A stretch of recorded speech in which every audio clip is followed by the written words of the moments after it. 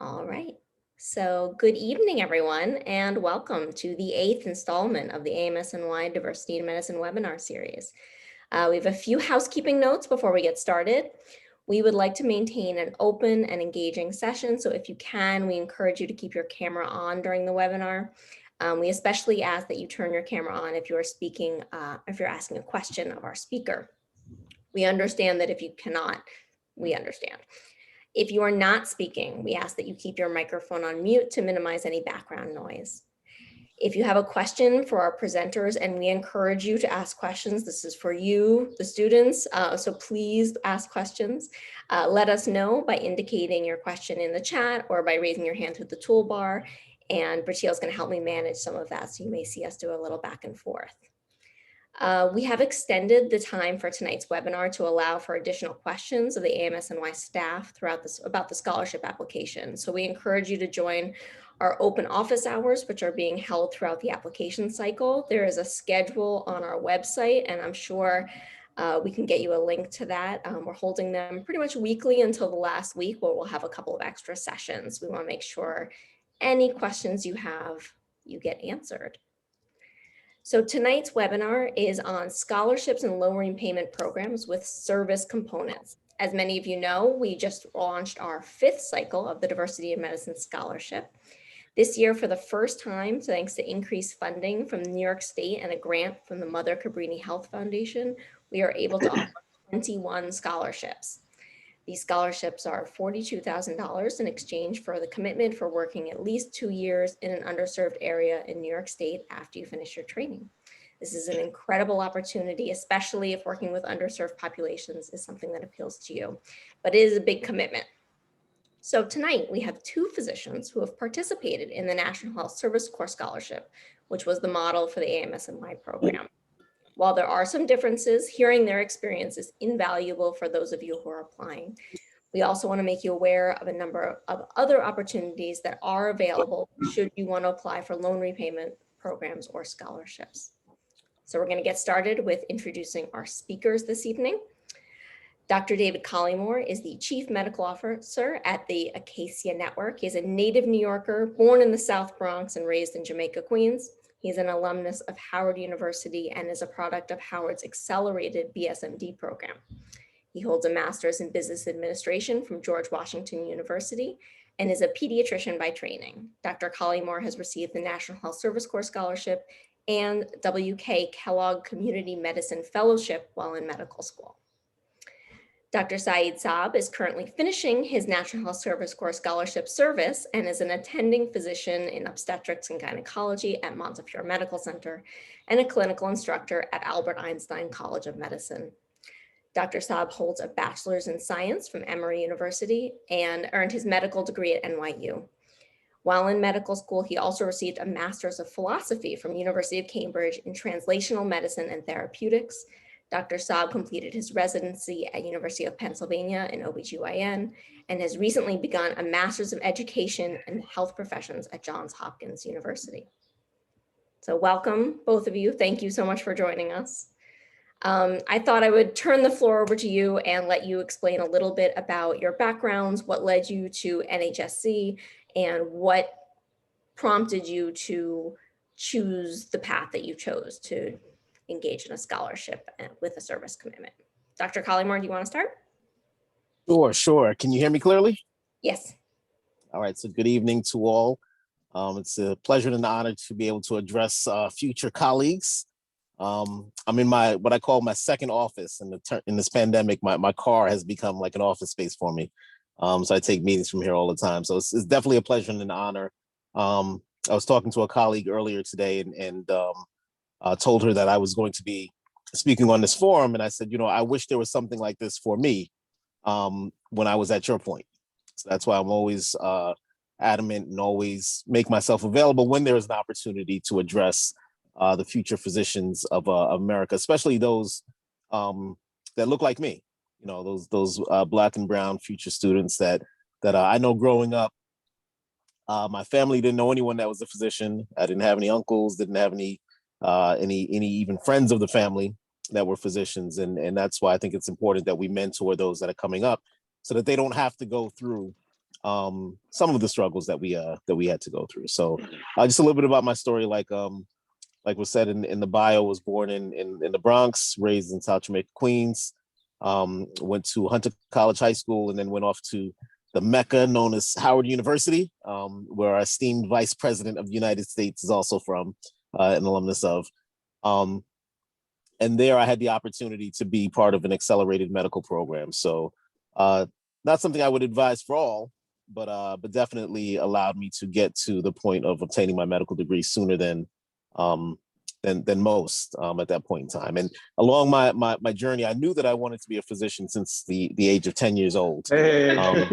And initially was thinking about That's good. How OBGYN. about yourself? All right, somebody's greeting somebody there.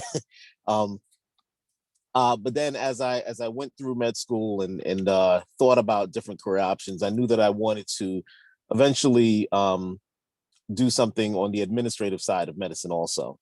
So practicing as well as administration, as well as an opportunity for research, and then some teaching also.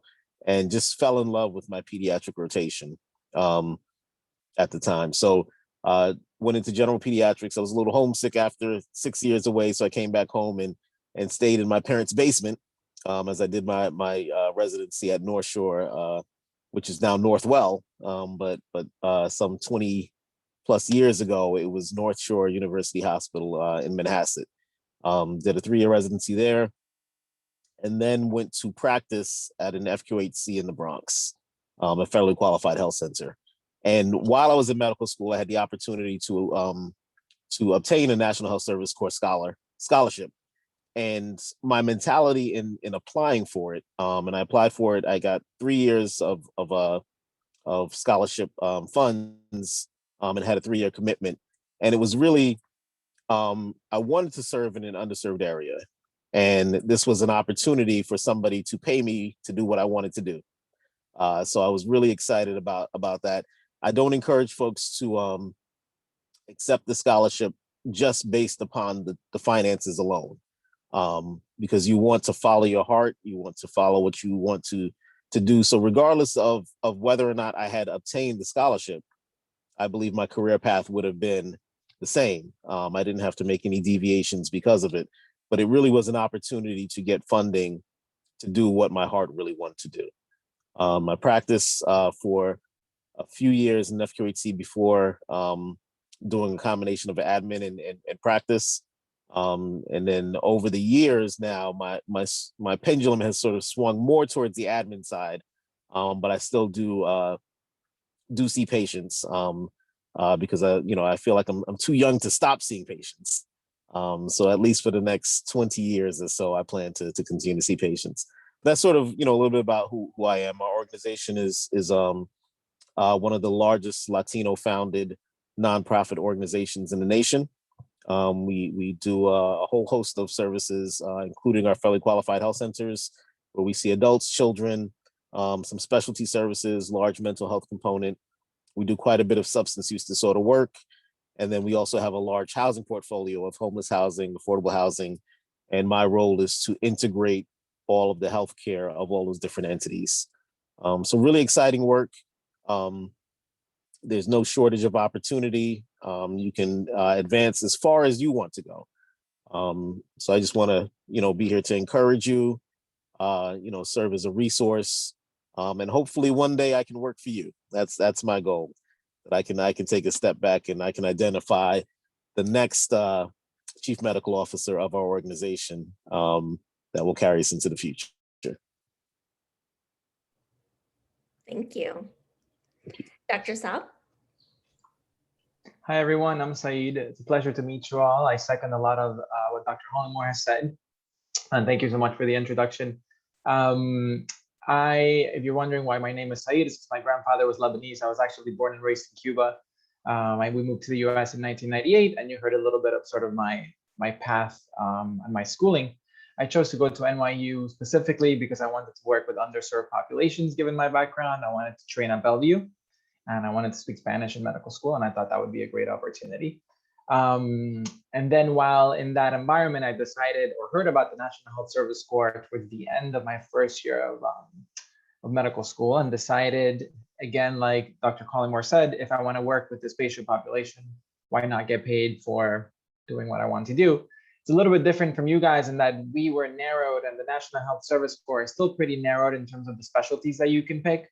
Whereas I think for you guys, you can pick any specialty, but you get to work in an underserved area, which is incredible. I think when I tell people to double think or think again about the National Health Service Corps, I worry about the specialty choices. But if you can do anything, then you guys have such an incredible opportunity to be able to do that. If you wanted to be an interventional radiologist or a cardiologist, a lot of things that you couldn't do in the National Health, that you're not limited, which is really nice. I finished medical school and went to Pennsylvania, where I did my residency. Again, a really large population of minority patients from West Philadelphia. And then I stayed in Philly and did my first year out as an attending, working at Temple University, because I knew that that's where most of the Spanish patients were. And I always had this thought that I wanted to be the clerkship director for OBGYN, and I wanted to be really involved in medical student education. So I wanted to be in a place that had a connection to an academic medical center where I would have residents, I would have students, and I wouldn't lose the daily sort of conversations about research and practice, and sort of be on my own silo, being responsible for my own continuing medical education, which we're supposed to be, but it's a little bit nicer when you have grand rounds and you can discuss and have speakers and have that exposure. I thought it was going to be hard to find a national health program that was within or closely tied to a major medical center, but there are actually quite a few. And then, in an effort to marry sort of my love for medical education and my pursuit of a mentor here, Dr. Erica Banks, who's the president of the residency OBGYN education world, I transferred over to Montefiore Medical Center, and the majority of our outpatient sites in OBGYN are National Health Service course. So that was sort of the perfect opportunity to have that aspect, plus my students, plus the residents, plus I think the second or third biggest residency program, plus living in New York City. So lots of positives. I think that's just a little bit of how I got here. I'm on my last year of the National Health Service Corps. It ends this June. I had a 3-year commitment as well because I found out about it after my first year, so I didn't do 4. That being said, I still have medical student loans. I have some from college. The National Health gives you tuition, and then they give you a monthly stipend for living, which I thought was hard in New York. So I still took out extra loans for living and expenses. So sometimes I look back and I'm like, wait, maybe financial aid would have just been the same. But it was a great program, and I'm here because of it in so many ways. And yeah, that's a little bit of where I am and how I got here. And by the way, at the end of the scholarship, so right now in June, I get to choose whether I want to stay on as a loan repayment program. So then what happens is that it sort of switches a bit, and they pay off your loans for every year that you stay, but it's sort of a 1-year commitment, like one at a time, without, which is different. It's a different entry point from the scholarship. Great. So you both have said that you began your National Service Corps scholarship after your first year. So you did 3 years each. How did you find out about the scholarship? Were there other people in your class who were doing it, or was there a recruitment officer? How did you hear about the opportunity? Well, my search, my journey was sort of pre-internet days. So there wasn't really much information. To be honest, I'm not sure how I stumbled upon it. That's a really good question. I do not remember. I graduated from medical school in 2000, so that would have been late 90s that I would have been sort of inquiring about it. I think it probably was some form of information session that happened while in med school. That sort of led me to it, and then led me to fill out the application, which at that time was on paper, but probably most likely is online now. But I believe it was an informational session during my first year of medical school. I did not know about it as an undergraduate student. And for me, it was similar. It was an email that was sent out from financial aid with a list of scholarships that you could apply for, and the national health was listed there. I remember like the Army scholarship was listed on there, national health, and a few other things. Great. So you've both talked about the fact that National Health Service Corps limits you to what they call primary care specialties, which has grown over the years, but it's still pretty tightly contained within, internal medicine, pediatrics, OB. I think psychiatry may have been added. I can't remember. So what drew you to pick your specialty, given that you had sort of a limited universe? How did you go about that process? I think especially younger medical students are always thinking about how are you going to find the right specialty? How did you do it knowing what you knew about what you had to practice? Yeah, well, I sort of knew what I wanted to do, which is probably something that I'm not sure I would advise all medical students to go into medicine and do it that way. I mean, like the Saab said, that this particular scholarship that you have allows a lot of flexibility in terms of specialty, which is great. I knew I wanted to go into pediatrics, and this scholarship was geared towards that. So it really aligned and worked out. It probably would have been problematic had I done a rotation and changed my mind. That would have probably been problematic, but I sort of knew I was really focused on what I wanted to do and the path that I wanted to take. So it aligned very well with that. I thought that I knew. I thought I went through so many iterations. I thought I wanted to do emergency medicine, anesthesia, surgery. Then I settled on pediatrics, and pediatrics was on the list. So I said, okay, I'm going to apply for the National Health Scholarship.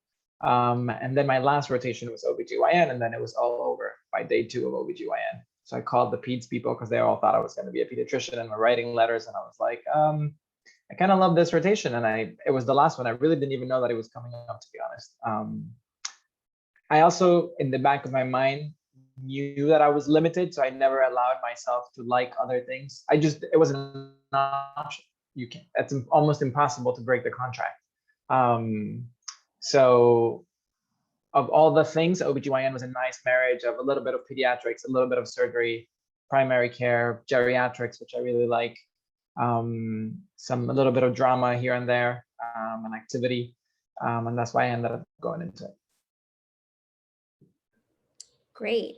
Noelle had a sort of similar question. Noelle, I don't know if you want to pop on and ask.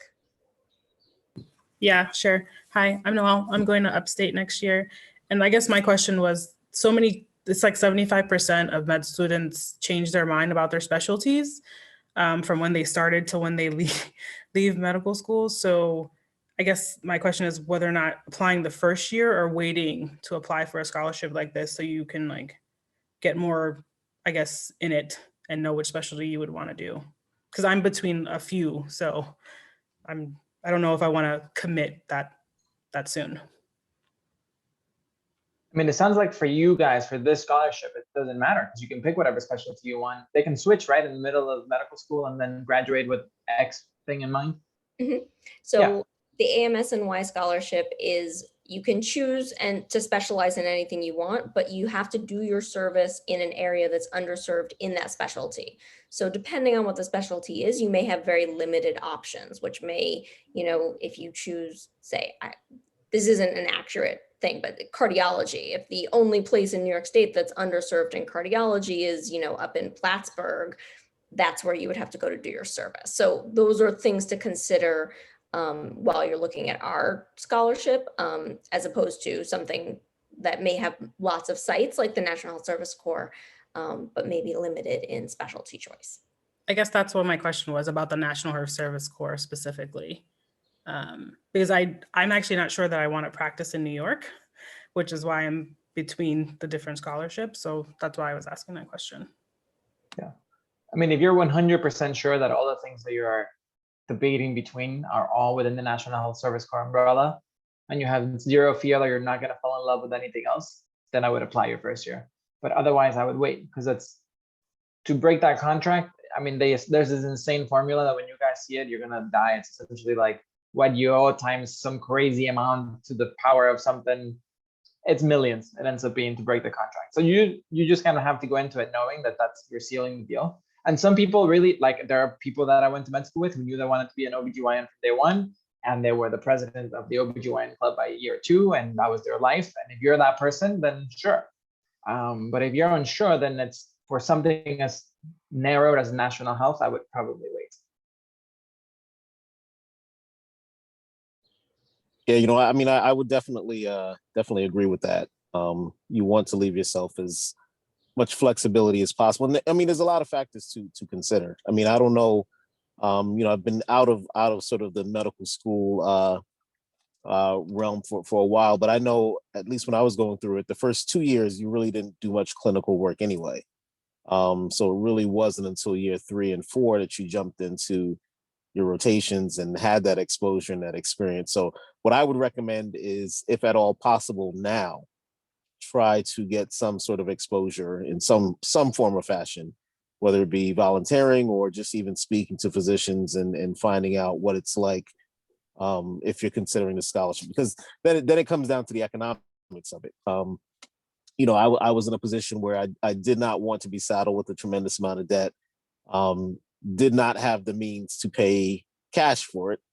So it becomes an economic decision as to, you know, I needed the scholarship, and the scholarship worked within what I wanted to do. So it worked well for me. But if you really do not know what you want to do, if you might want to go into pathology and practice in Florida, that's going to be a tough decision. That's going to be a tough decision to make. And there's so many factors that you have to consider.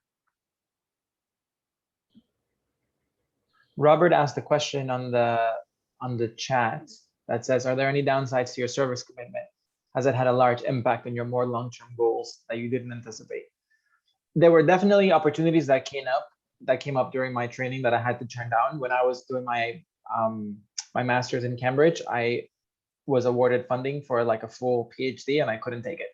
And I wanted to take it because it was only 3 years, but the National Health plans on you entering your service at a particular point, and you know, they're flexible with giving you a year to do a master's in whatever you want. So they're not rigid, but they're also not like, why are you doing it? First of all, why are you doing a PhD if you want to do primary care? Which you could argue in many ways, but so that's an example of something that I couldn't take advantage of.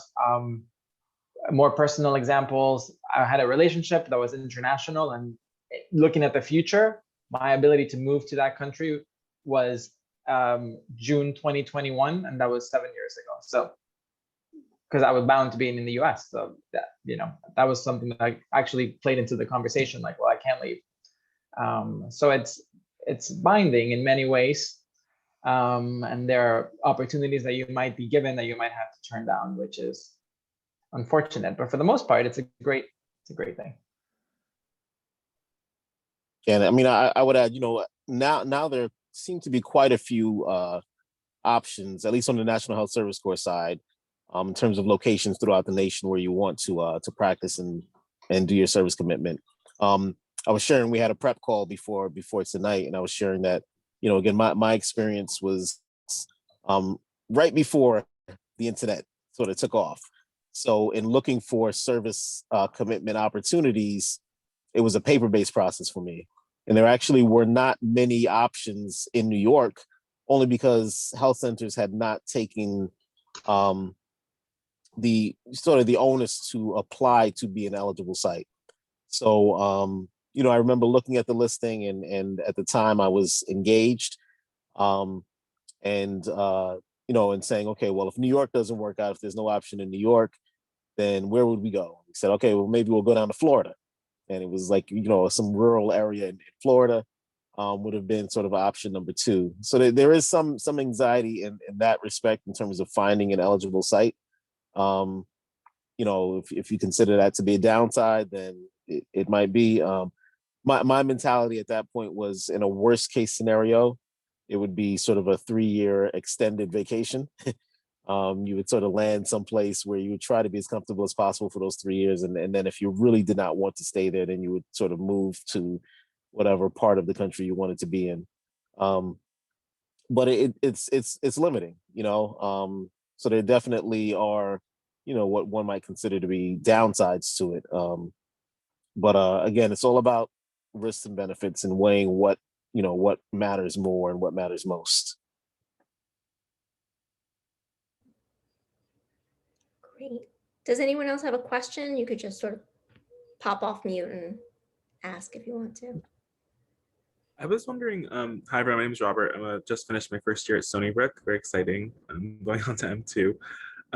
I was wondering from AMSNY if there's a place online where we can see the like the breakdown of sites today of where health centers are and things like that. And I'm wondering also if do FQHCs that are qualified as such, do they automatically qualify for the program? I just don't know if there's a way we can sort of see where existing locations are today.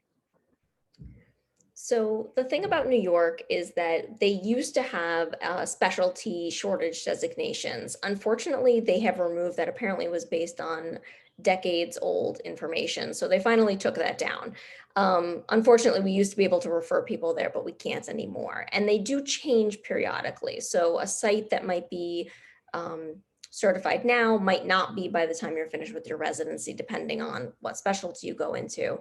The general rule of thumb is that there are a lot of underserved areas and they don't change that much depending on the specialty. You can certainly take a look at National Health Service Corps for those specialties because they have and we would probably deem any site that NHSC considers underserved.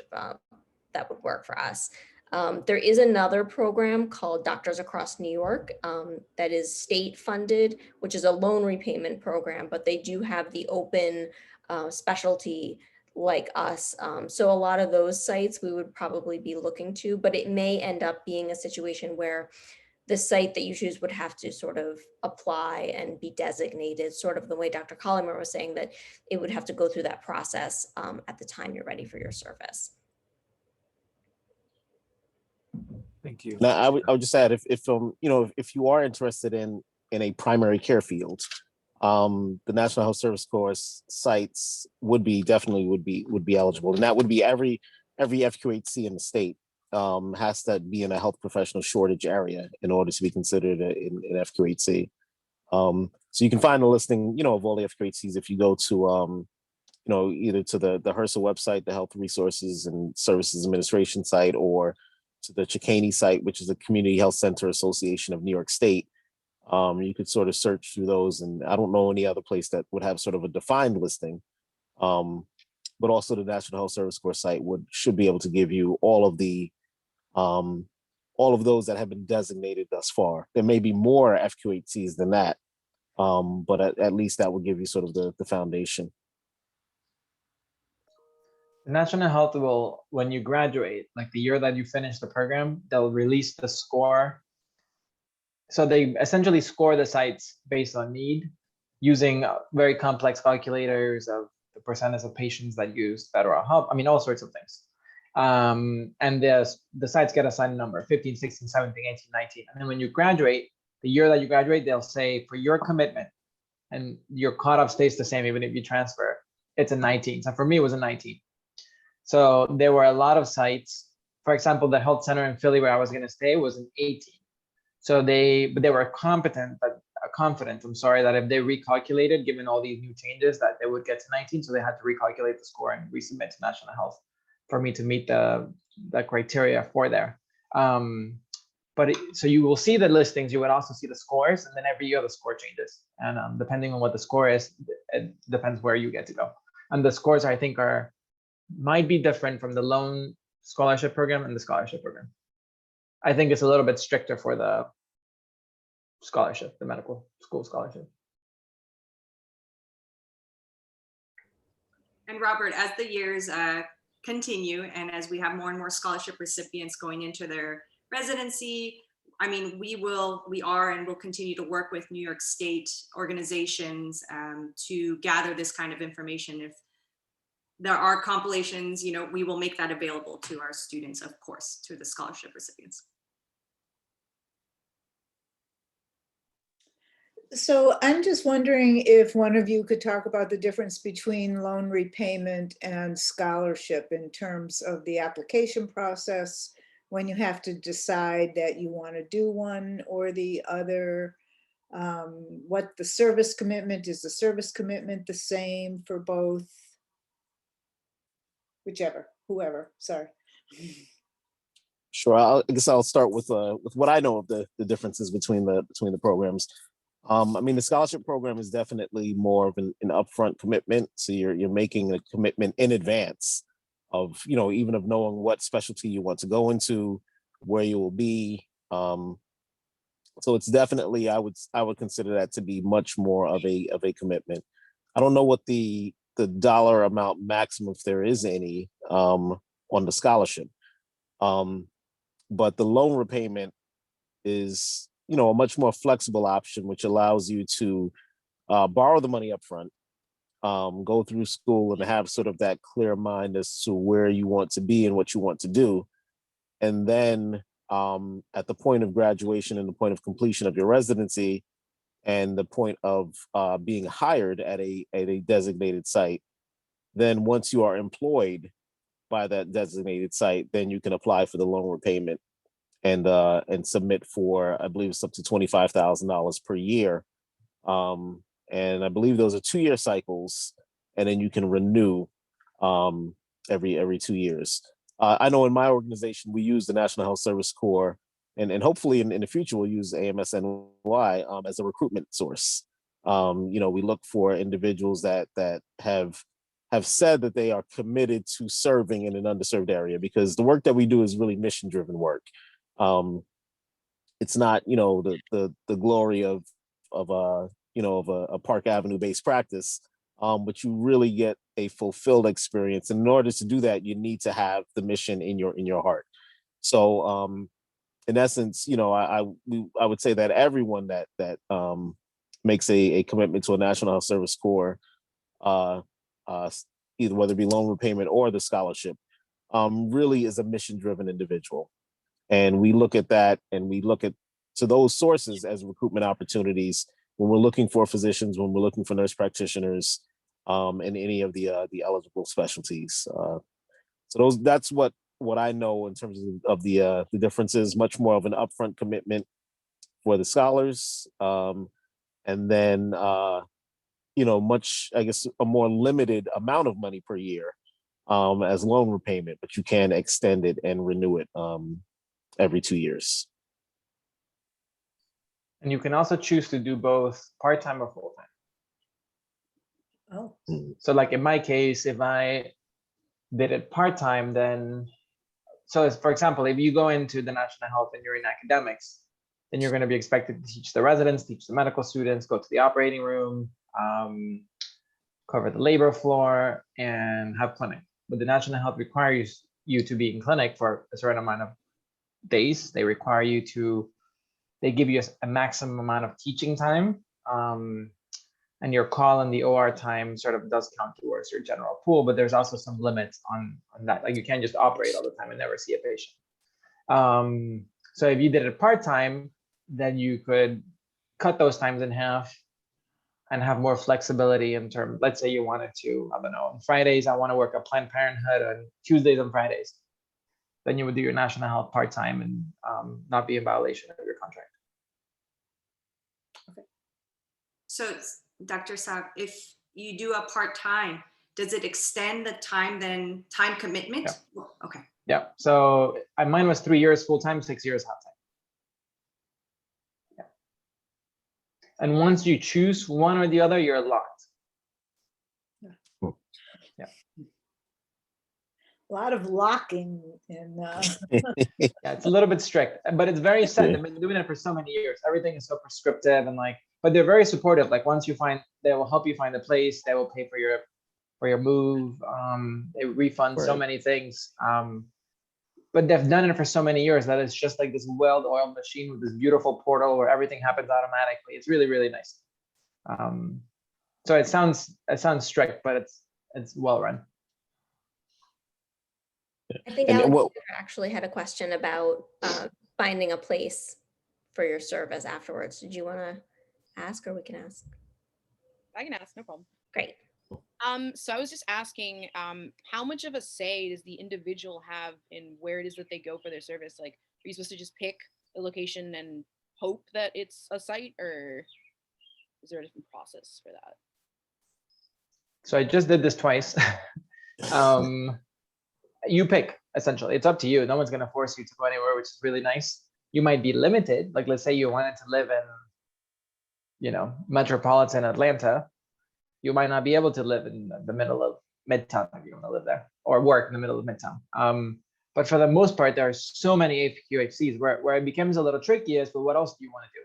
If you want to be in academics, you can't just be isolated in the middle of, X, because you're going to have access to a medical center. If you're an OBGYN and you want to operate, and you want to practice obstetrics and gynecology, which you have to in order to get board certified for the first few years, then you're going to have access to an operating room and a labor and delivery suite, because you have to collect cases for your oral boards.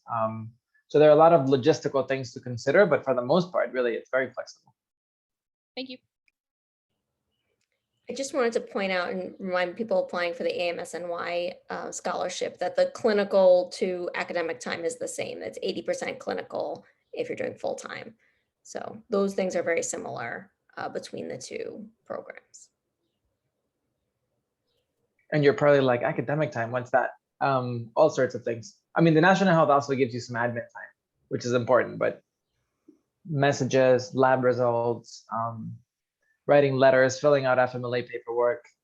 And then teaching time would be like teaching the residents, teaching the students, preparing those lectures, intern boot camp. That runs for a whole week. So you're gonna want some non-clinical time.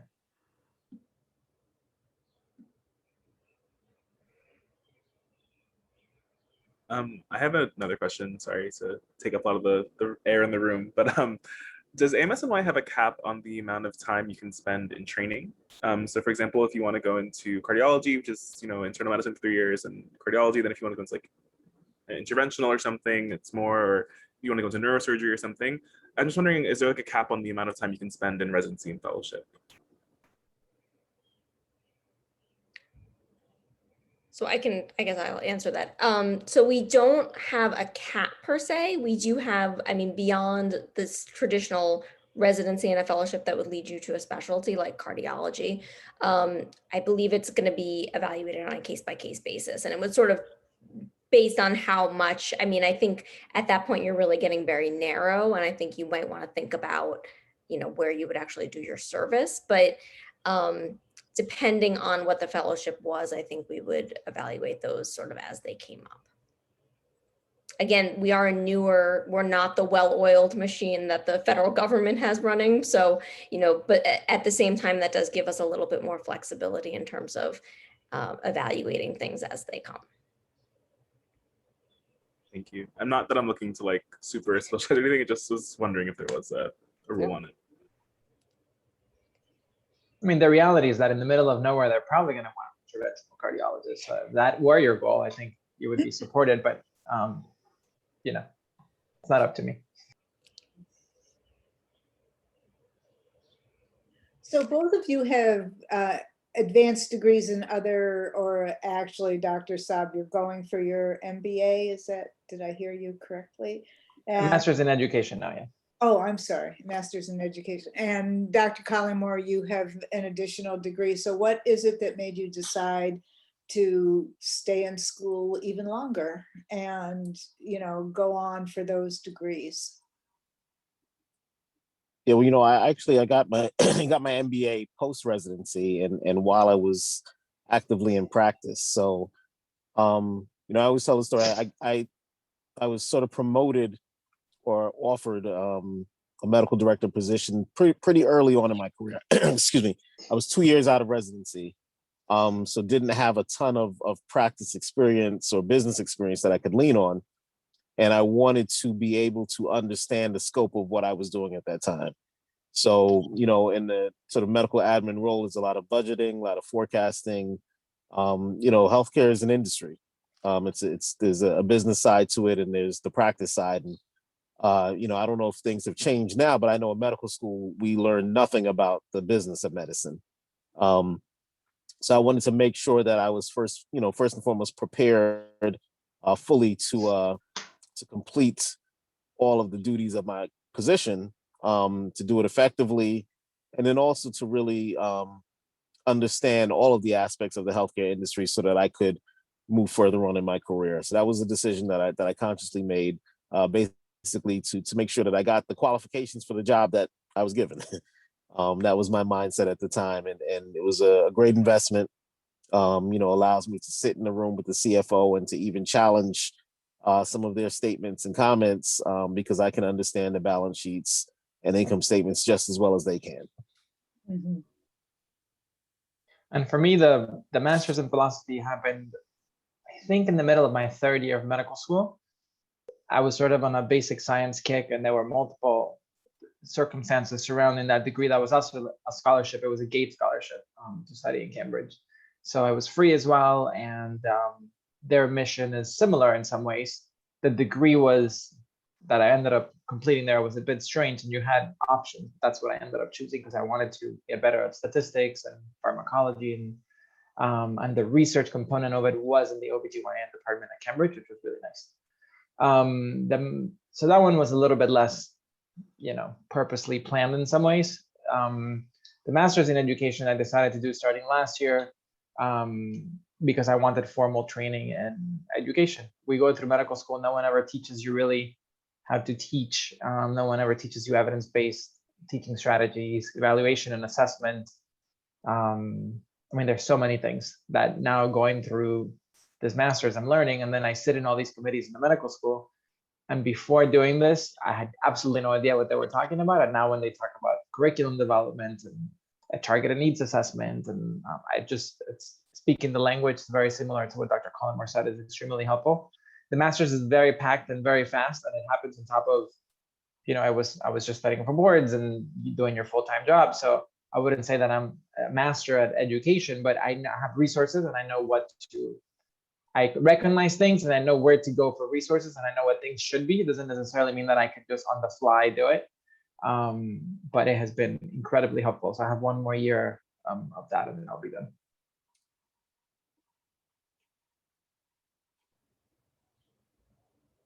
So I have a question. Both of you know that the National Service Corps is extremely competitive and our scholarship is as well. What do you think made your application stand out? What do you think made you successful in a packed field?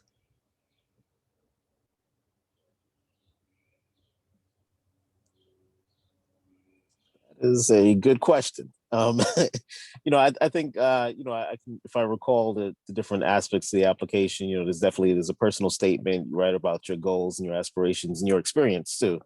And I think just telling your story, each of us has a story to tell, of where we've come from, generations that preceded us, and where we want to go. And if you're a mission driven individual and you feel like you have a calling to do a particular thing, when you tell that story and you tell it to others, I think it really is compelling. It's not solely about the academics and solely about the grades, although they have to be up to par also. But I think just telling your story and telling your experience and where you see yourself in the future, when you tell that story from the heart, I think it really compels individuals. And I think in addition to that, a commitment to not an obvious commitment to, in review of your CV, of potential full-time commitment then as a doctor to practice in an underserved area. So, I've listed things like what sort of things I did in high school and the sort of work that I did and what activities I did in college. And a lot of that was all in the same sort of theme of underserved populations and minority student mentoring and, that arena. So when you're writing a compelling argument, not only do you have your own personal experience and your upbringing and X or Y and, the difficulties that your family went through or not, how your life progressed, but then you have, and this is what I've done, and this is why I think I want to do this. And so then you essentially almost convincing them that you're a good fit for them to say, okay, we're going to give you $500,000 and trust that you're going to go into this based on what the argument that you just built. And I would just add, it has to be clear that you're not doing it for the money. That I think that story has to come across in the application. That there is a commitment, because the National Health Service Corps. I actually had the opportunity years ago, probably. I mean, I probably was thinking about the ages of my kids, about 12 years ago or so. I went to one of the National Health Service Corps annual conventions and was the keynote speaker there. And what was so compelling to them was the fact that, even beyond my service commitment, I did not leave the focus of the program. I stayed in underserved communities and continued to serve in that realm. And that's really what they want. They don't want you to do a 3-year commitment and say, okay, now I'm done. Now I'm gonna, ride off, into Beverly Hills and do cosmetic surgery for the rest of my life on folks that don't really need it. They want someone that's going to, to do their service commitment in an underserved area and hopefully stay, or if you do move to another underserved area, that's really what they want. They want to position the workforce so that we're not in it just for what we can get from it. And Jenny, before you go to the next question, to reiterate, actually in the AMSNY scholarship application, it's the same thing. In your essays, those 3 essays, that's your opportunity to shine and share so that the review committee can learn about this genuine passion and your commitment to serve underserved communities. And everything both speakers talked about, highlight those and bring that out. So yes. And that, hopefully your letter writers will complement that. As an example, like I said, I'm going to tell you, I graduated with $325,000 of debt, even with a National Health Scholarship, just so you have a sense of, I look back and I said, well, would I do it again? And I would do it again, but I certainly didn't do it for the money, because if I actually do the math and I look at the amount of financial aid and grants that I could have gotten in medical school, it probably would have almost been the same. But again, like Dr. Collymore said, if this is what you want to do and this is your passion, then it just doesn't make sense to not do it. Exactly. But don't do it for the money, because you can probably somehow make it work out. Jesse, I think you had a question in the chat. Do you want to go ahead and ask? Yeah. So my question was that what parts of your service would you say caught you by surprise when you started serving? For instance, is there something that you thought, so we all have a general idea of what it's going to entail, but was there something in particular where you got in and you're like, oh, I didn't know this was how it was going to be?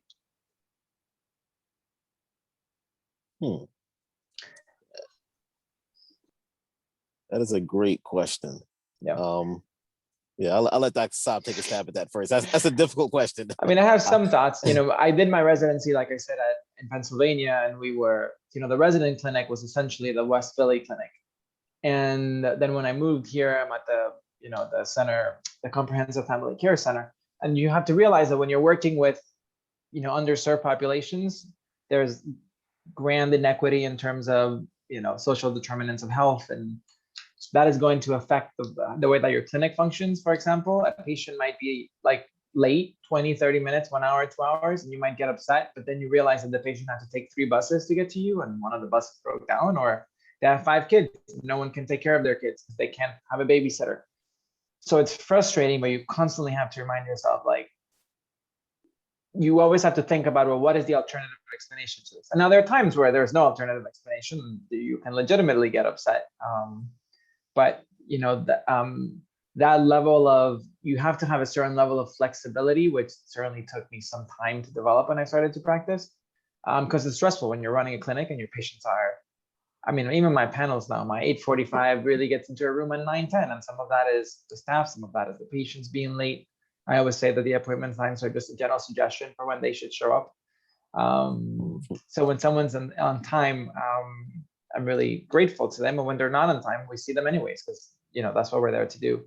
And that was a big adjustment, that realization and the patience and the constant reminding yourself that, like, sure, and especially my patients mostly are pregnant, so regardless of when they show up, I see them for multiple reasons.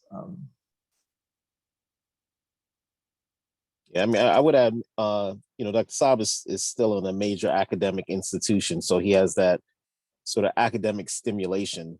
But when you go into a community health center that's not necessarily attached to a large teaching program, you really have to be very intentional about continuing your education and continuing to learn and latching on to opportunities to learn and making sure that when you're interviewing for your position, make sure that there's a CME reimbursement that is a benefit that they provide for you, because you don't want to be, you don't want to practice the medicine of even 5 years ago.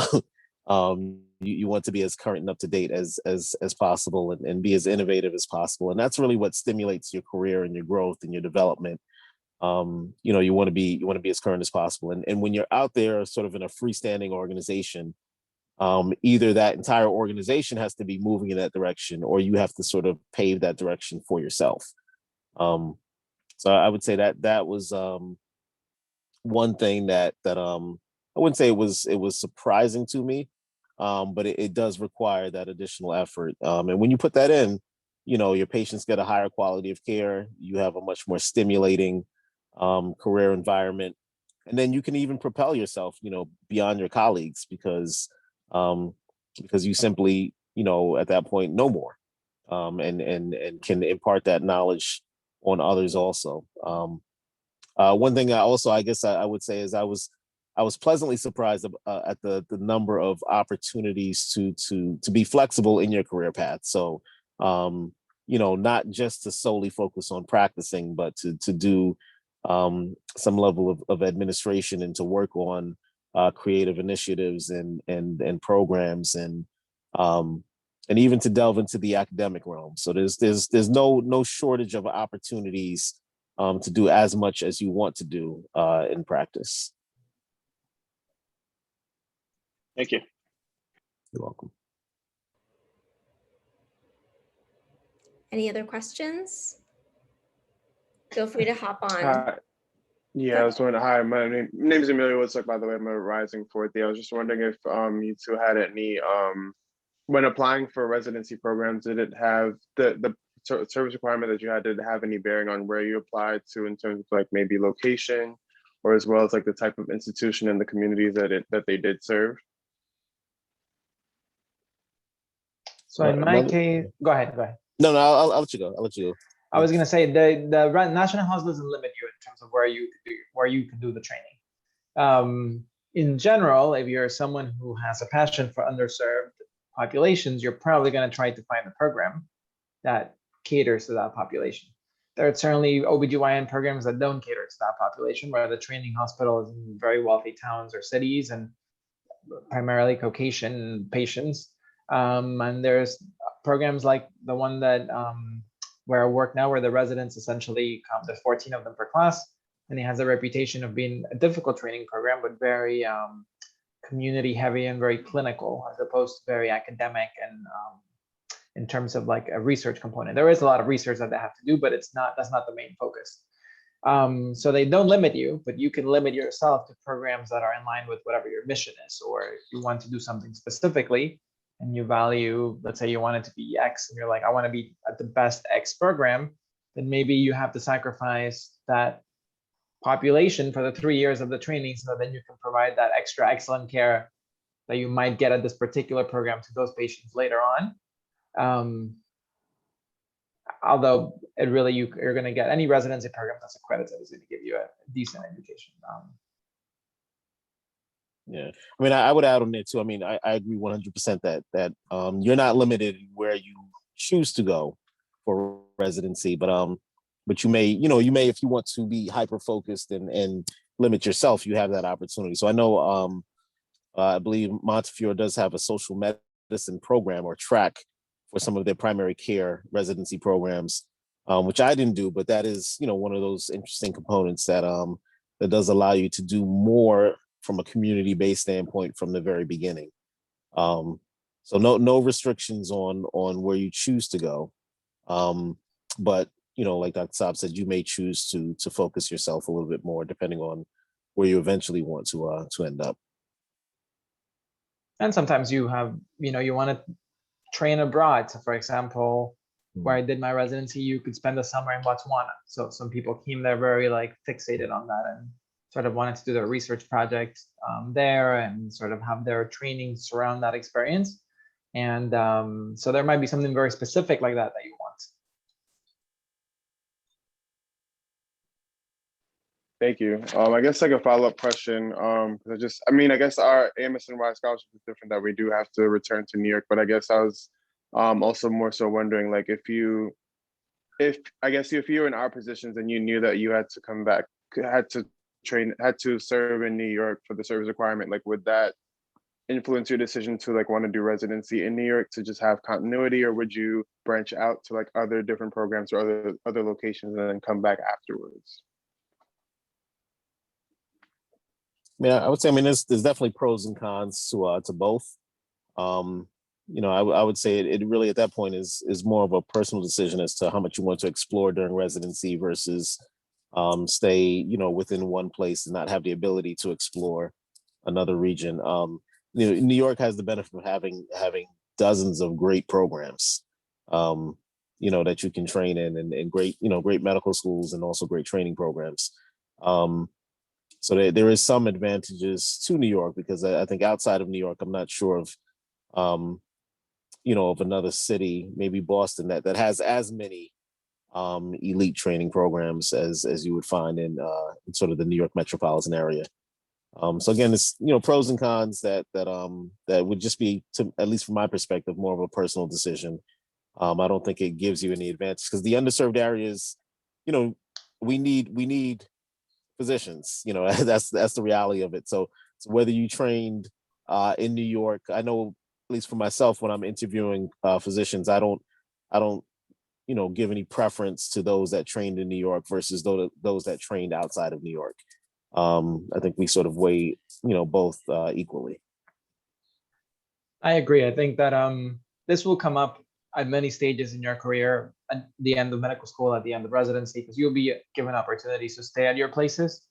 And there's two camps, and they're very personal, whether you want to stay versus not. The argument of leaving being that you see a different practice pattern, different set of nursing practices, different culture. So an OBGYN in the West Coast is very different than, Northeast OBGYN. And if you know that you want to stay here and your family lives here, maybe you do want that experience. Maybe you're like, why do I want that experience? If I could just stay here and track and be familiar and absorb it all. But it's a very personal choice. Thank you. I just wanted to add something. We've been talking about how long, you can do your residency program, and there's been a little bit of discussion about research or getting other degrees.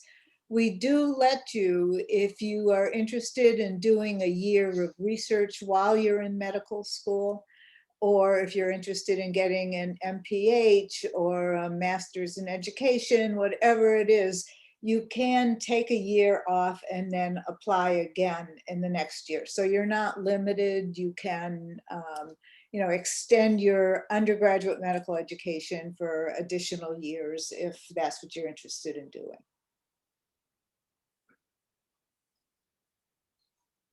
And to be clear, you would be eligible for the scholarship only in your active medical school years, meaning as long as you are a current medical student, you're eligible for the scholarship.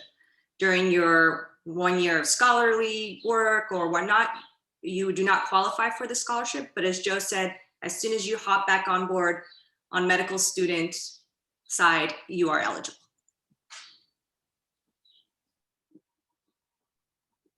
As we're rounding the 7 o'clock hour, I just want to let people know our speakers may have to hop off soon. The AMSNY staff are going to stay on and answer any questions you have about the scholarship. But if there's any final questions you all have of our speakers, please feel free to jump on and let us know. And I see Dr. Saab just dropped his email in the chat. Thank you so much. No problem. I actually do have another meeting, a research meeting at 7:30, so I have to hop up to prepare for that. But if you have any questions, feel free to email me. And if you want to talk, I can share my cell phone at that point, and we can further meet. Thank you. I just have a quick question. My name's Jerlyn, and I'm going to Einstein in the fall. So I am a first generation student, and like in general, like there's things that I'm like just discovering on my own. Like, so when you guys say like you pick where you go, it's like to me that's like, okay, what are some pointers that I should keep in mind as I like when the time comes for me to choose like where I want to go, where I want to serve, depending on the scholarships that I choose. Like how do you pick where you wanted to go? For medical school, you mean, or for residency? Like your commitment to the National Health Service, like how do you Oh, choose the sites? location? Yeah, the sites. Like how Oh. do you like what were you like, okay, I want to look out for this. Like what are some pointers for us like to keep in mind when we're choosing where we're going? I think, again, it's a very personal choice. For some people, family is going to come first, location.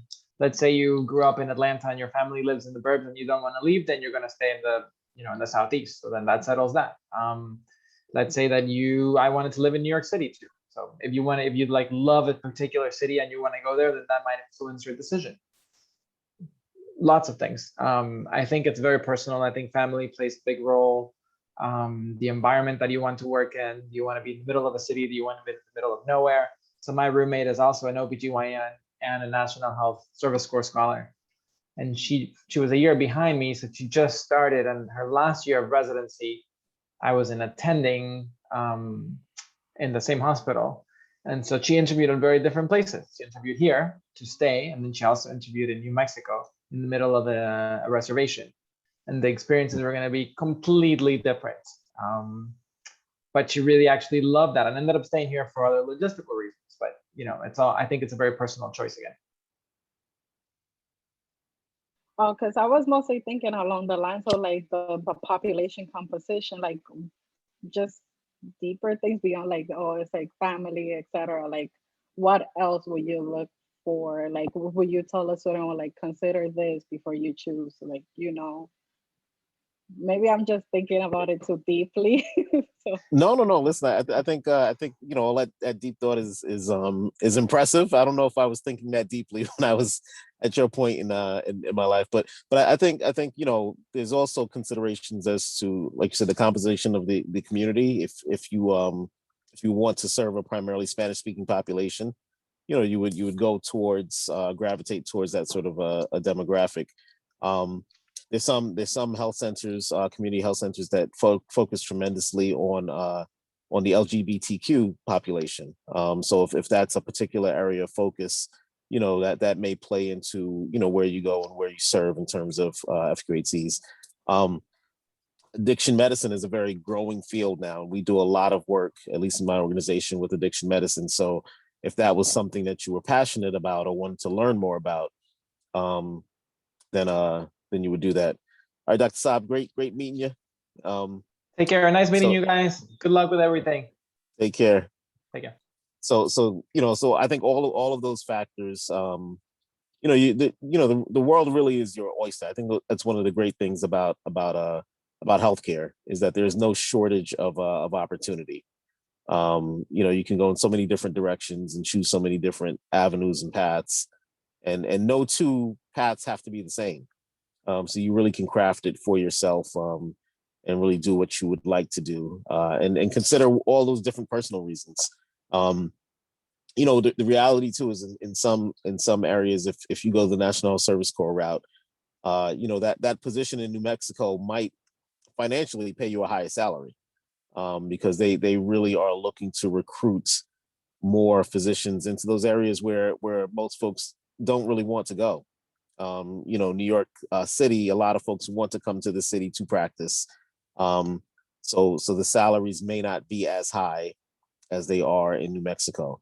Cost of living, those are things that you might want to factor in also. If you're staying in New York, New York City is very expensive. The surrounding suburbs are very expensive, but you can go upstate and live like a king or queen for, you know, a fraction of the cost. So there's so many different personal factors that play in that, you know, you just have to weigh and balance what is more important for you. Thank you so much. You're welcome. And Jerlyn, as you go through medical school, as you will go through your residency, you'll have plenty of opportunities through your life experiences to just hone in on what drives you, what's important to you, right? What excites you, what moves you, and what pisses you off, so that eventually when you're ready, you're gonna know, this is the type of population I want to work with. This is the community I want to work with. These are the types of people I want to work with. Or as Dr. Collymore was saying, you're taking into consideration finances, city, you know, it's about finding the right niche for yourself, because that's where we can be the most successful. And in your case, is serving your patients. So, and I would also add in there, you know, when you're in med school, most medical schools will allow you to do elective rotations in your latter years. And with those, you can travel. So I would recommend, if you're thinking of a particular city for residency, maybe do a rotation there. You know, go and travel to that city and do, you know, whether it's a 2-week or 4-week rotation. Spend some time there, even pre-residency, so you can get a feel for what it's like. Thank you. That really helps, because I don't, like, You're I'm welcome. going and I'm discovering things as I'm going. So nobody in my family to tell me, oh, like, don't do this. So it's like, for me, it's just trying things out and like just as I go towards my goal. So I really appreciate it. You're welcome. Definitely. I'll also put a plug in here for the AMSNY post-bac community. We have a lot of people who are in medical schools all over the state, who have gone on to residencies all over the country, are currently practicing, and they're a resource to you as well. So if you ever have a question or there's something you're interested in, let us know, and we can see if maybe there's somebody who was a post-bac who's now doing exactly what you're thinking of. And you know, the thing we hear most often is that people are totally willing to talk to you, to be a service, to help out, to, you know, engage in that community aspect. I mean, that's really what part of this is about. So, you know, please use us as a resource as well. And let us know. We can always try to hook you up with someone. Thank you. Okay. I thought I'd ask one more question of our speaker while he's here. What is the best thing about working in an underserved community that you've found throughout your career? Because we've talked a lot about challenges and difficulties. What's the best thing? I mean, I would say that there is no more fulfilling environment to work in. I had the opportunity to train and do my residency in a pretty affluent community on the North Shore of Long Island. And I always say that in that experience, I learned a tremendous amount because the resources were rich, and you know, we received a lot of referrals of patients even from overseas. So there was no shortage of learning opportunity. But there was also an element when you interacted and you cared for you know, that demographic that is super privileged, where they make you feel like you're working for them, and not necessarily with them, or that they even really need you, you know. So I think that sense of fulfillment that I get in working with a population of patients that is underserved is second to none. And even in the midst of the pandemic, you know, I had conversations with my brother's an accountant, and we were talking just about job fulfillment. And he said, you know, he said, David, don't you understand that probably 90% of this nation is not fulfilled in their job? And I said to him, you know, I really don't even know what that feels like, because each and every day that I go to work, even when I'm at home and I'm thinking about work and I'm checking emails and I'm working on different things, it really is a fulfilling experience when you know that you're really changing lives, transforming lives, redirecting lives. There is no more fulfilling experience than that. So that's you know, that's the best thing I would say about working in an underserved population, is that you are needed. That need is expressed to you in so many different ways. You're appreciated, and you really are making a difference. And when you interact with that next generation of students, you know, I was born in the South Bronx, and And although I didn't live there for a long time, I grew up in a very similar community in Queens. And when I see kids that look like me, I see myself, and I see that potential, and I see that ability for them to to even supersede anything that I've accomplished. And there is no more fulfilling experience than that. So that's my answer. I could talk about that for days, but it really is, the sense of fulfillment is incomparable to any other environment that you would work in. So I have a quick question, if that's okay. Sure. I actually wanted to know if you speak another language, and if you do not, working in an underserved population, do you ever wish that you tried to learn? Because I'm currently trying to learn Spanish. I am from the South. Well, I'm from the Bronx. I lived in the Bronx my whole life, and speaking Spanish is something I've always wanted to do, and I'm just pretty bad at it, but I'm trying to do it because that's kind of where I want to go back to. And I think it would be beneficial for me to have that skill versus always using an interpreter. So I would like to know, if you don't speak, let's say Spanish or a different language, do you ever wish that you tried to do it? I mean, I do fairly well with my Spanish. I wouldn't consider myself to be fluent, but I do have the ability to conduct an entire medical evaluation of a patient in Spanish, and I think the patients genuinely appreciate that. I think they appreciate, even for our providers that don't speak Spanish. I even hesitate to say as well as me. Um, but even for those that don't speak much Spanish at all, even just making an effort is really appreciated by the patients. And by law, all of our health centers, we have a language line that we are contracted with that can help guide you through the visit, because it's not just Spanish anymore either. I had a patient where I had to use the language line, an Arabic speaking patient, not too long ago. So it is, it's helpful if the majority, 65% of our patients are Latino. So it helps, but it's not, I would say it's not a requirement to work in this environment. Thank you. But keep working on the Spanish. It will not hurt to be able to, even if you can introduce yourself and do even some basics in terms of the physical exam in Spanish. And then if it gets complex and they have an intricate medical history, then you might need to call an interpreter in for that, because you don't want to miss anything either. But you can be successful even if you do not speak all of the languages that you're encountering.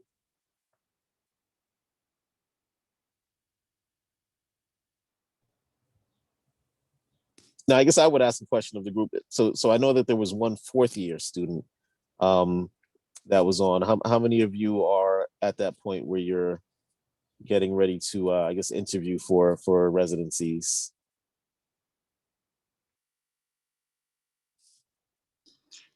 I'm looking at the group here, and I think roughly half, maybe a little more than half, are going to be rising first years in a New York State medical school. Okay. All right. Most, Listen, couple of medical it will go by very quickly. So before you know it, I mean, medical school is a commitment, and it's a commitment that's another level even above, your undergraduate commitment. You have to be, willing and ready to make that commitment, but it definitely pays off. So enjoy every moment of it. Put in the time that you need to put in. With your studies. I went to Howard University. I don't know if many of you know about Howard.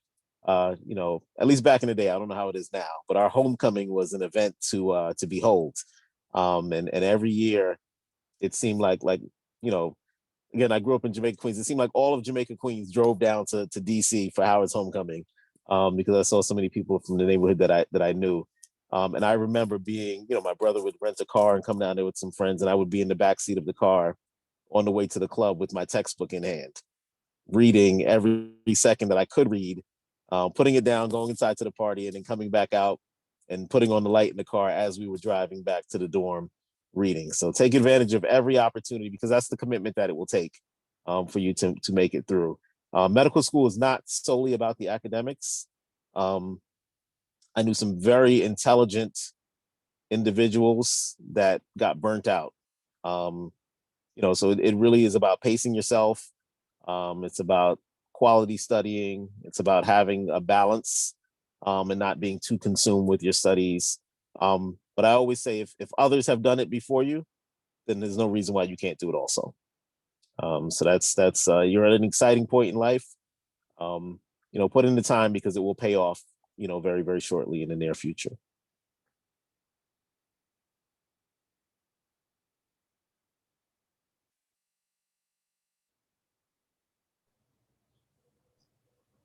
I think the floor is open. If anybody has any questions about anything, please feel free.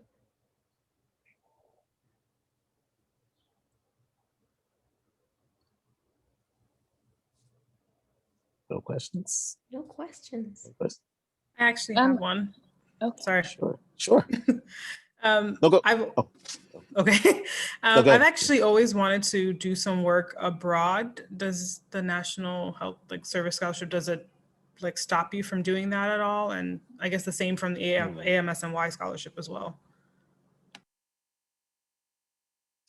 That is a good question. I don't know if I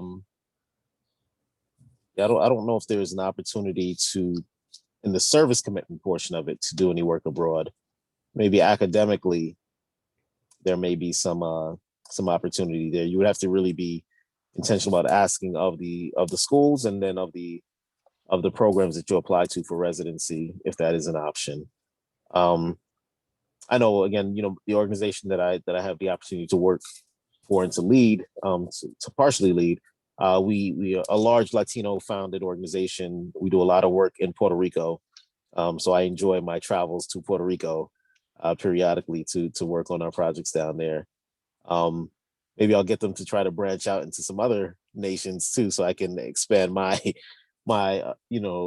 international experience. But I don't think that many of the service commitment opportunities, at least within that initial period, would allow for a lot of international travel. I mean, the time frame from completing residency to starting the service commitment is pretty tight. I think Dr. Saab mentioned some residency programs do have the opportunity. They incorporate some time to do work abroad. And I know that some residents or students will use vacation time to do work abroad during that time, like shorter, sort of 1 to 2 week periods. I think for the AMSNY scholarship, it would be the same, where you'd have to start pretty soon after the residency. And I guess within the 80% clinical time, it would also be the same. If there was, a vacation and you went abroad, I think that's fine, but not really during the service commitment, because that's the portion that you're really giving back in the state. Okay, thank you.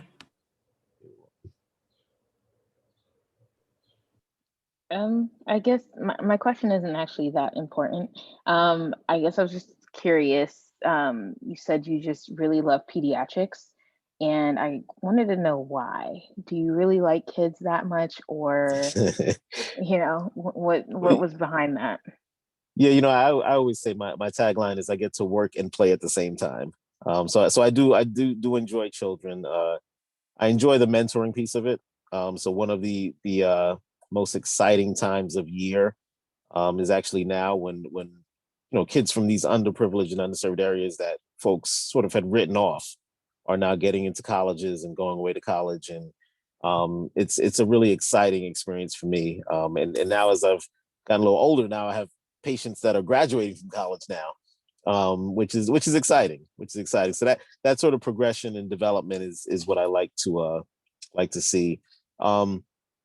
I do like to also, most kids are generally healthy, but I do enjoy those that have some medical complexity to them also. So I don't get the opportunity to see patients as often as I used to. Really, just 1 or 2 days a week at this point, because the admin piece is so time consuming. So I focus a lot of what I do now in terms of patient care on those patients that have the greatest need. And then also because of the work that we do, like I said, quite a bit of substance use disorder work, which is tailored primarily to the adult population, but many of those adults have children, and those children come with oftentimes with certain complexities that really takes a different level of compassion to address and to deal with, and even in that interaction with the parent, not to sort of criminalize and demonize that mother that has a substance use disorder issue, but to let her know that that is almost irrelevant in terms of how I will interact with her and her child. That the focus really is on getting this child to maximize their potential and their ability. So I enjoy all of those different aspects of pediatrics, of seeing the child develop, of that rewarding experience and feeling when they graduate and they move on and they come back and they say, I'm doing this or I'm doing that. I enjoy all of that. Thank you. You're welcome.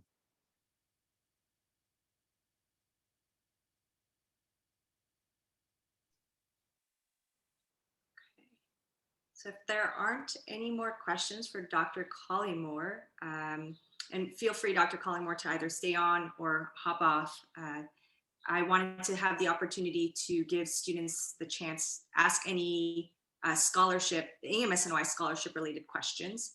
I have gotten some direct messages here in the chat that I wanted to address, and we can talk any other questions. So again, Dr. Collymore, feel free, stay on or hop off. Either way, thank you very much for your joining us tonight and sharing all of your experiences with the students. I think you don't get this in other places, so it's really appreciated. Definitely. I'm gonna jump off. I'm actually a little ways away from home. I haven't made it home yet, but definitely want to thank you for the opportunity to to be able to give back in this fashion. I think I put my email in the chat, so feel free to reach out. I always say I wish that I had someone I could have reached out to, even to ask the smallest of questions.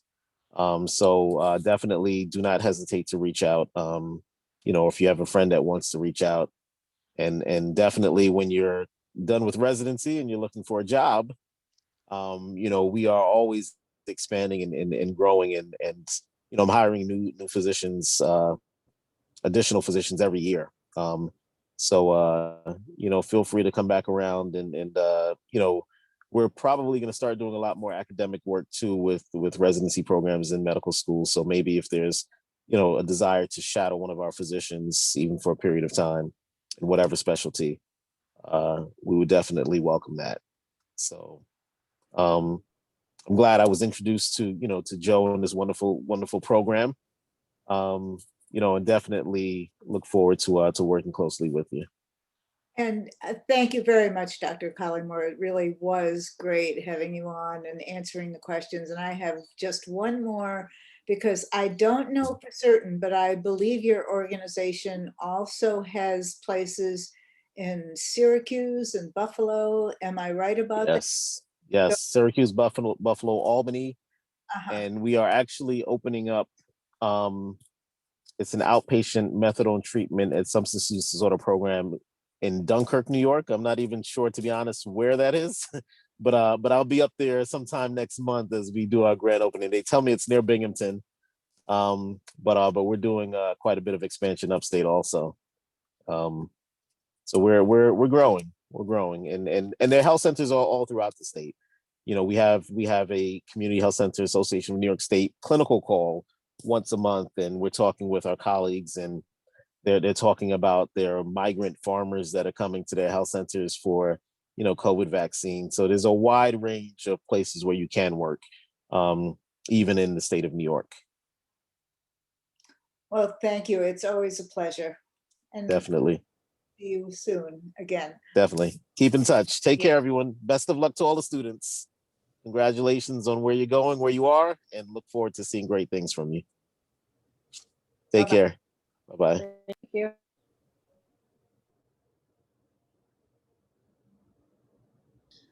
All right.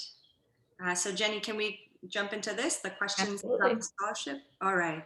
So just a couple points here, and then again, feel free to ask anything that we don't cover. So there were some questions about the application process. For those of you that have already started the application process, there is a initial part 1. So it's divided into 2 parts. There's a part 1 where you put in your contact information. There's some questions about the post-bac program or medical school that you're at, type, if you're a current post-bac student or alum, kind of eligibility questions. And at the bottom, you get to the bottom and there's a submit button. Do not be afraid to hit the submit button. In fact, please do, because that will then take you to the part 2, which is you'll get to the essay questions, the letters of recommendation requests, the transcript requests, and a couple questions regarding financial status, which do not impact your scholarship eligibility. Okay, so that part 2, that's the official. When you get to the bottom and you've completed everything, then you hit that second submit button, and that's when your application is submitted. Nothing will be, the submit button will not submit, whether it's part 1 or part 2, unless you've completed everything. So in the case that you are pushing the button and it's not moving forward, it's because you've missed a question. So just go back in, check where it is. And sometimes I was told that this is a new application portal, by the way. We're excited to launch our first upgraded application portal. So we welcome any feedback. In case there are any issues, please contact me at my email address. The scholarship email address actually is out of service currently. So please contact me at my email address and let me know. I can work with you if you have any questions technically or content, whatever it is about the scholarship. So that's the process. We also are holding office hours. Again, you can email me, but we are holding office hours, Jenny and I think once to twice a week. We have the office hour times available on the scholarship website. If you check that out, you can drop in. There's no RSVPs necessary. They're at different days of the week at different times to hopefully match with your schedules, various schedules. And there's a Zoom link. So just click on the Zoom link and either Jenny or I will be there and you can ask any questions you have. And I think those are the general questions. Is there anything else? I just have a question in terms of the transcript submission, which is the part where I'm having a bit of an issue. So I sent it to the registrar and they said that that's not, they basically said that to not do it that way, that we have to order ourselves. But the scholarship, the application itself doesn't have like a system to like order and send it straight towards the application system.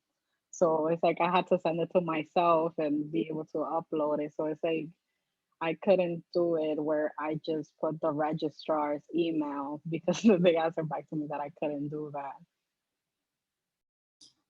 Really good question, Jerlyn. And by the way, Jenny is posting, just in case, the scholarship website is in the chat where you can find the office hour schedules and the FAQs. So to Jerlyn's question, there are 2 external requests that you'll be doing in your application. One is for your 2 transcripts and the other is for your 2 letter writers, right? So in the case for both of them, well, for all 4 of them, you will have to put in the requester's first name, last name, and email address, and they'll be sent the request. For transcripts, most schools have confirmed with us that they can do it via this process that, Jerlyn, you go in and you put in the registrar, and if you don't have the name of the person, you can just put registrar for first name, office, last name, and then the email address of your registrar's office, okay? And it'll send to them. However, a decent number of the medical schools have informed us that the student has to go through their transcript request processing first. So most schools have informed us that you have to make a request through your school's transcript request processing first, and then you can send them this link via the application portal. Today we learned that, for example, Buffalo, and I've contacted them to have an in-person conversation. Buffalo, it seems like, won't be able to send the transcripts through the application portal, and instead will need to email it to us, which will be fine. Again, I just need to get this clarified with them.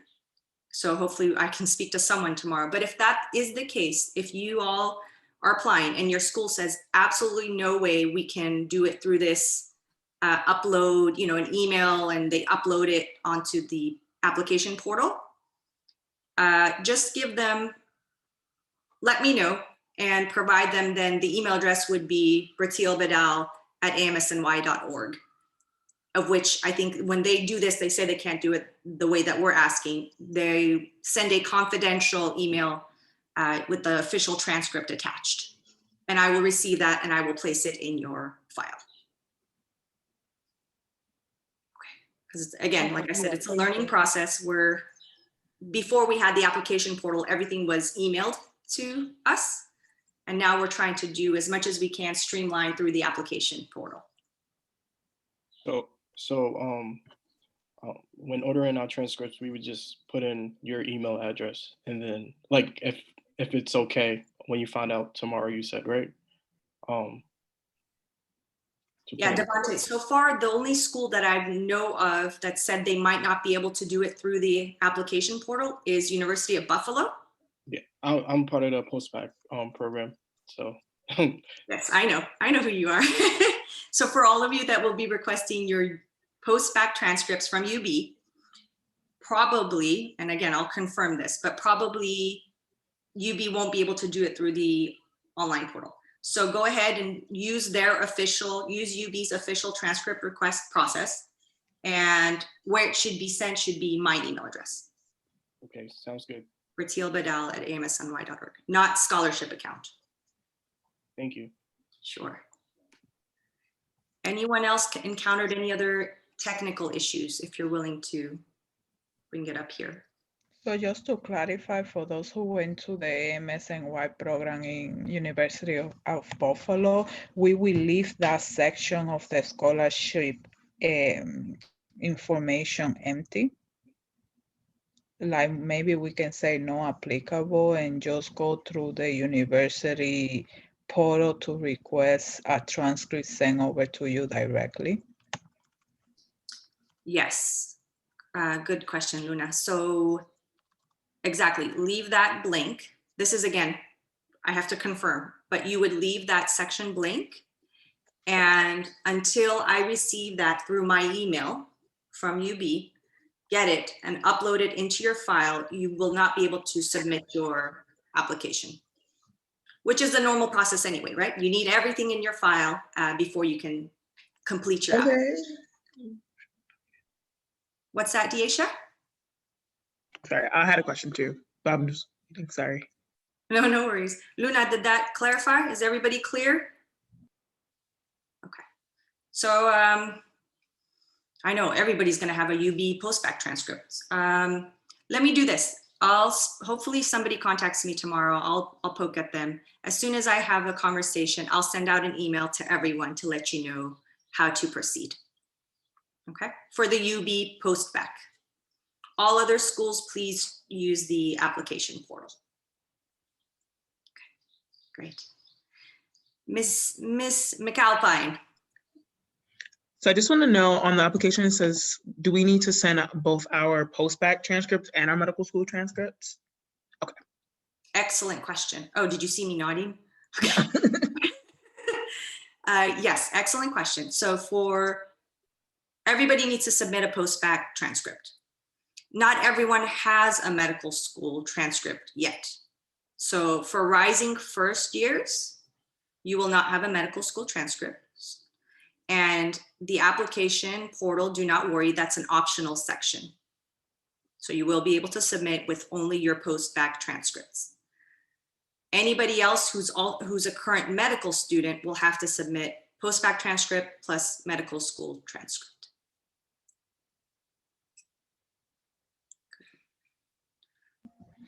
And one additional question for the financial part. I did receive Pell Grant from my undergrad university, but I do not have a PDF format that I can provide. I see that it is optional to upload a PDF file, so I just wanted to confirm that that was the case. Good question, Luna. So what Luna is referring to is in the part 2 of the application, there's 2 questions that ask about your financial status. Again, I want to reiterate that this does not impact your eligibility nor selection for the scholarship. This is for AMS&Y's purposes of understanding who our applicants are, your backgrounds, so that we can in the future potentially advocate for this. If we have a large percentage of applicants and recipients who are of financial need backgrounds, that's something we can advocate for in the future to get funds for example.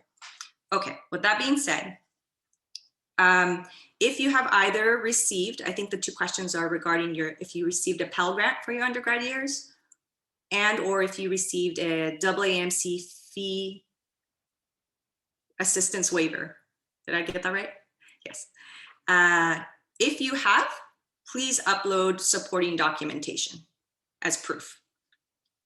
If you haven't, then your answer will be no, and you obviously won't upload anything. But if you received it, but you simply don't have, undergrad was a while ago and you don't have the PDF, I think it's okay, right? I mean, we want to know for our purposes. We would prefer documentation, obviously, but I don't know if we would. Again, it has no bearing on your application eligibility. So yeah, the proof of documentation is exactly that. It's just so we know, in fact, you did receive it. But if you're I hope everybody is honest on your applications. If for whatever reason you don't have that documentation anymore, you can't provide proof, then that's all right. You don't have to upload it. We prefer uploads if possible. Okay. But again, if you cannot, as Jenny said, honesty, we're trusting that you're being truthful. Other questions? It's good. Devante, nice to see you. This is great to see actual faces, of people we've talked to. Yes, I have an additional question. This is just regarding the first essay question of the scholarship, which says, describe your background and what led you into a career in medicine and the AMS&Y post-bac program. And I just wanted to know the extent to what you guys wanted to know about my background. Does it have to be medical related, or is it just more of a general background question, as in who I am, where do I come from, and how did I eventually become interested in medicine? I wasn't sure, and I was like writing my first draft, and I have somebody else read it, and they're like, I think they meant this, so I'm a little bit lost with that background part. Luna, which question is this? Can you repeat more or less what the question is? Yes, it's the first essay that say describe your background and what led to your career in medicine and the AMS&Y postbac program. So this is asking about your story, your path, like how have you gotten here? What led you to this point? So it's an opportunity for you to emphasize from life experiences. So whether these were things that you experienced as a child growing up and its family relationships, or experiences, I don't know. And if it includes financial challenges or medical challenges, maybe of someone else in the family that inspired you who was dealing with a disease, or whatever it is, Luna, it's whatever pieces that you can offer to the review committee. Thanks, Deisha. To help them gain a better understanding of your path. Jenny, I don't know if you want to add to that?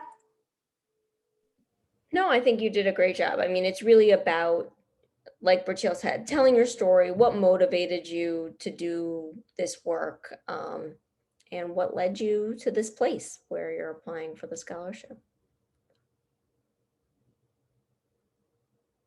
So past life experiences, highlight those, like whatever it is that when people tell you, why are you going into medicine? Like, what was it? So, and you can emphasize different things, whether it's, and you can start as early in your life to as most recent. Whatever you think will shine, show that.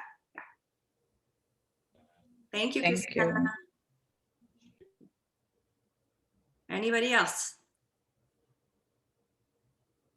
Going once. Going twice. I just have a question in terms of the transcript again. So I may have had like went ahead of myself like, when the registrar told me that I couldn't do it. So I kind of uploaded the transcript myself, and now I cannot go back on it. So how exactly would I like fix that? Excellent. I'm so glad you brought this up, Jerlyn, because so these need to be official transcripts. If a student sees the transcript or if it's passed through the student, it loses its officiality. So those are unofficial transcripts, basically.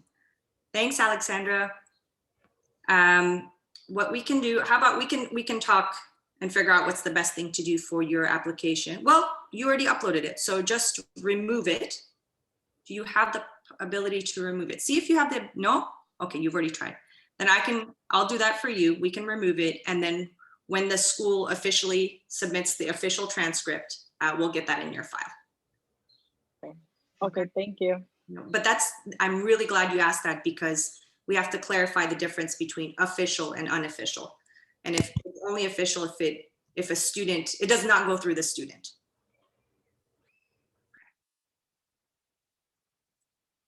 Thank you so much. Yeah. Great. All right, guys. Hopefully, I know a number of you here were applying, and hopefully those that are thinking about it, you should do it, because this year we have 22 scholarships. Excuse me, 21. I'm adding 21 scholarships. Unless you're paying for it yourself, Bertil. So, all right. Jenny? Thank you so much. Thank you for coming. Thank you all. See you.